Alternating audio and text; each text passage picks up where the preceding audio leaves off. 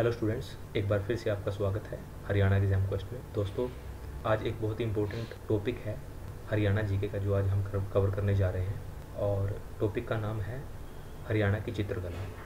तो दोस्तों, अगर हम प्रीवियस एग्ज़ाम को देखते हैं तो प्रीवियस एग्ज़ाम में हरियाणा की चित्रकला में से एक या दो क्वेश्चन हमेशा हरियाणा के एग्ज़ाम में पूछा गया है और बहुत इंपॉर्टेंट टॉपिक है। तो दोस्तों, वीडियो शुरू करने से पहले आप चैनल को सब्सक्राइब कर लीजिए, जिससे कि आगे आने वाली सभी वीडियो का नोटिफिकेशन आपके पास आता रहेगा। और आपके राइट साइड में जो बेल आइकन है उसको दबा दीजिए, क्योंकि उसके बाद आपको सभी नोटिफिकेशन शो होना शुरू हो जाएंगे। तो दोस्तों, शुरू करते हैं क्वेश्चन नंबर 1 से। पहला क्वेश्चन है, हरियाणा राज्य की सबसे प्राचीन चित्रकला कौन सी मानी जाती है? सबसे प्राचीन जो चित्रकला है वो सीसवाल चित्रकला मानी जाती है। और सीसवाल जो चित्रकला है उसके साथ साथ हम सीसवाल सभ्यता के बारे में भी थोड़ी सी यहाँ पे जो प्रमुख बातें हैं वो हम डिस्कस करने जा रहे हैं। तो दोस्तों, पूरा पाषाण काल के बाद यहाँ नव पाषाण काल की संस्कृति विकसित हुई थी, जिसके अवशेष सीसवाल में, जो कि हिसार डिस्ट्रिक्ट में पड़ता है, 1968 ईस्वी में वो प्राप्त किए गए थे। 1970 में पंजाब विश्वविद्यालय के जो निर्देशक हैं डॉक्टर सूरज भान, उन्होंने यहाँ पे खुदाई की थी। वहाँ से ये पता चला कि इस चरण की प्रमुख विशेषता जिसके हम बारे में अगर बात करें तो मानव कृषि करने लगा था और उसके सांस्य जो हैं वो हिसार के सीसवाल में प्राप्त किए गए हैं। सीसवाल में अलग मात्रा में तांबे का प्रयोग होने लगा था और जो सीसवाल जो नाम पड़ा है, यहाँ पे गांव हुआ करता था सीसवाल के नाम से, उसी गांव के नाम पे यहाँ की सभ्यता का नाम सीसवाल सभ्यता कहा जाने लगा।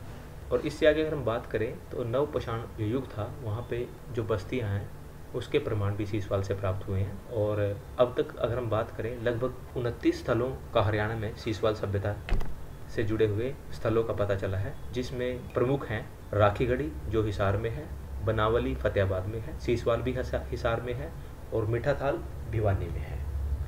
सीसवाल सभ्यता जो विकसित हुई थी वो सारी चोटांग नदी के किनारे विकसित हुई थी।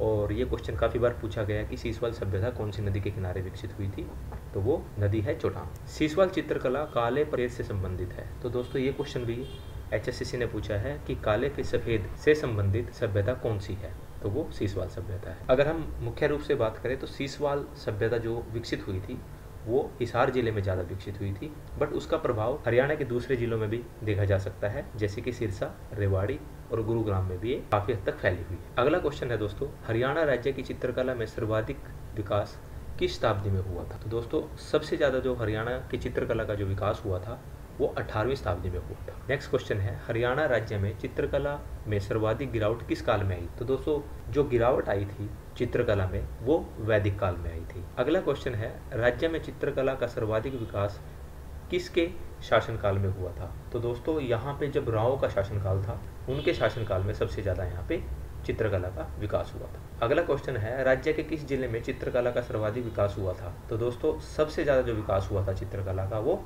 रेवाड़ी जिले में हुआ था। अगला क्वेश्चन बहुत इंपॉर्टेंट है स्टूडेंट्स, कि राज्य में 7वीं सदी का एक शासक जो एक कुशल चित्रकार भी था। तो दोस्तों, राजा हर्षवर्धन के बारे में हम बहुत बार पढ़ चुके हैं और एक बहुत ही इम्पोर्टेंट टॉपिक है, क्योंकि HSSC हमेशा राजा हर्षवर्धन से रिलेटेड एक या दो क्वेश्चन जरूर डालता है। तो इसके बारे में हम थोड़ा सा विस्तार में पढ़ेंगे कि राजा जो हर्षवर्धन था उसका जो शासनकाल था वो 590 से 647 ईस्वी तक था। अगर हम प्राचीन भारत के एक राजा जो कि उत्तरी भारत में सिर्फ पंजाब को छोड़ के लगभग सभी राज्यों पे जो उत्तरी भारत में आते थे उन सब पे उन्होंने अधिकार कर लिया था और अपना शासन को बढ़ाया था।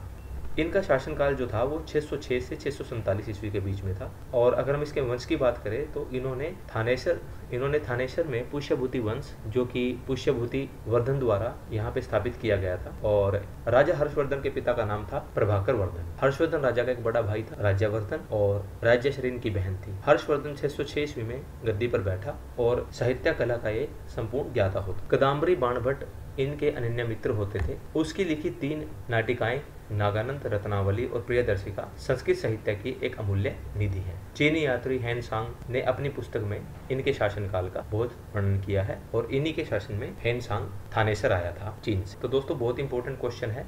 तो इसमें से जो क्वेश्चन इंपॉर्टेंट बनते हैं वो मैं आपको एक बार बता दूं कि राजा हर्षवर्धन का शासनकाल कब से कब तक था, उनके पिता का नाम क्या था, ठीक है, जैसा हम ऊपर डिस्कस कर चुके हैं, उनकी बहन का नाम, भाई का नाम क्या था, और जो इनके बाणभट्ट जो अनन्य मित्र थे। तो दोस्तों, इस क्वेश्चन को अच्छी तरह आप याद कर लेना, क्योंकि ये एग्जाम के पॉइंट ऑफ व्यू से बहुत इंपॉर्टेंट है। अगला क्वेश्चन है, राज्य में रेवाड़ी उप स्कूल की चित्रकला का विषय क्या है? तो दोस्तों रेवाड़ी की जो चित्रकला थी, अगर उसके ऊपर हम प्रभाव देखते हैं तो सबसे ज्यादा प्रभाव वहाँ पे श्री कृष्ण भगवान की चित्रकला का देखा जा सकता है। जैसा कि नीचे फोटो आप देख रहे हो तो ये भगवान श्री कृष्ण से ही संबंधित है। अगला क्वेश्चन है, बर्तनों पर फूल पत्तियों के चित्र बने हुए किस सभ्यता की विशेषता है? तो दोस्तों फूल पत्तियों की जो चित्रकला थी वो सिंधु घाटी सभ्यता में बहुत ज्यादा फेमस हुआ। तो आप इस फोटो में देख सकते हो कि फूल पत्तियों का प्रयोग हुआ है और आप पेड़ भी देख सकते हो। तो ये सारी जो चित्रकला थी ये सिंधु घाटी सभ्यता में बहुत ज्यादा विकसित हुई। नेक्स्ट क्वेश्चन है, राज्य पर टेढ़ी मेढ़ी रेखाओं व खड़ी रेखाओं का किस सभ्यता में प्रयोग किया गया है? तो दोस्तों सिंधु घाटी सभ्यता में ही टेढ़ी मेढ़ी रेखाओं का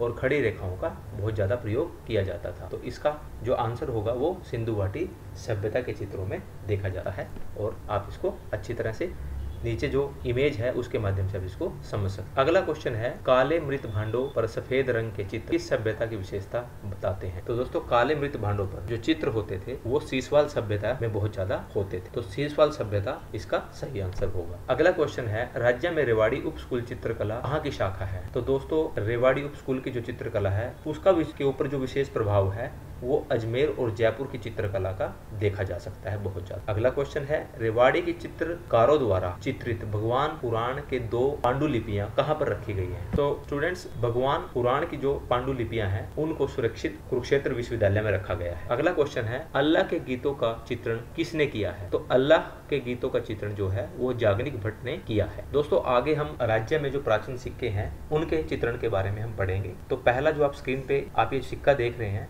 तो ये बहुत इंपॉर्टेंट है और ये जो सिक्का था इसके ऊपर जो इमेज बनी है वो है मयूर पर बैठे कार्तिकेय के चित्र हैं। तो दोस्तों ये जो सिक्का है, सो स्टूडेंट्स ये जो सिक्के होते थे ये गुप्त काल के सिक्के होते थे और बहुत फेमस हुआ करते थे। तो क्वेश्चन ऐसे आ सकता है कि मयूर पर बैठे कार्तिकेय का जो चित्र है ये जो सिक्का है ये कौन से काल में विकसित हुआ था? तो दोस्तों ये गुप्त कालीन सिक्कों पर इसकी मोहर देखी जा सकती है। अगला क्वेश्चन है दोस्तों कि अग्रय सिक्कों पर अगर हम देखें तो अग्रय सिक्कों पर वृक्ष, बैल, सिंह और देवी के चित्र यहाँ पे स्पष्ट रूप से देखे जा सकते हैं। तो नीचे जो इमेज है इससे आपको बिल्कुल क्लियर हो जाएगा कि अग्रय के जो सिक्के होते थे उसके ऊपर वृक्ष, बैल और सिंह और देवी के चित्र स्पष्ट रूप से हम देख सकते हैं। अगला क्वेश्चन है दोस्तों कि कुनिंद जो सिक्के होते थे वो किस प्रकार के होते थे?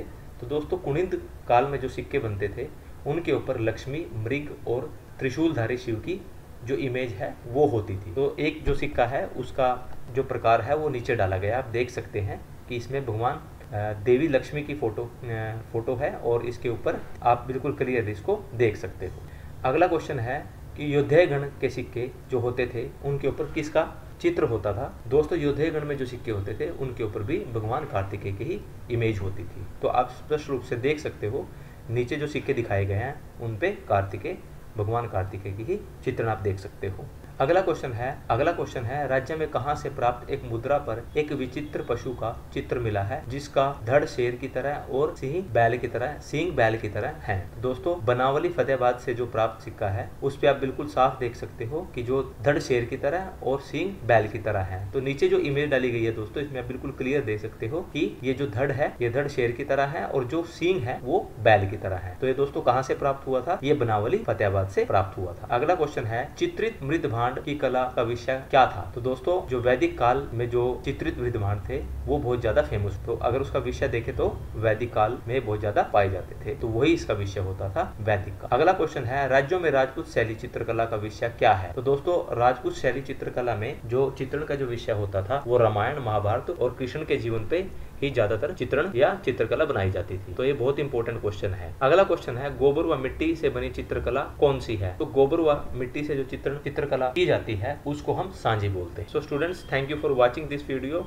और दोस्तों अगर आपको ये वीडियो अच्छी लगती है तो इसको लाइक करना, शेयर करना और कमेंट करना ना भूलिए। और दोस्तों अगर आपको इसकी पीडीएफ चाहिए तो आप मेरे डिस्क्रिप्शन बॉक्स में जाके वहां से इसकी पीडीएफ डाउनलोड कर सकते हैं। और अगर आपको सभी वीडियो हरियाणा जीके से रिलेटेड चाहिए तो आप चैनल को सब्सक्राइब कर लें और बेल आइकन को दबा दें ताकि आपको इन फ्यूचर सभी वीडियो आपको नोटिफिकेशन के साथ अवेलेबल हो जाए। और अगर आपको इससे पहले की जो वीडियो देखनी है जो ऑलरेडी मैं चैनल पे अपलोड कर चुका हूँ तो आप प्लेलिस्ट में जाके वहां से प्ले करके आप सभी वीडियो देख सकते हैं। Thank you.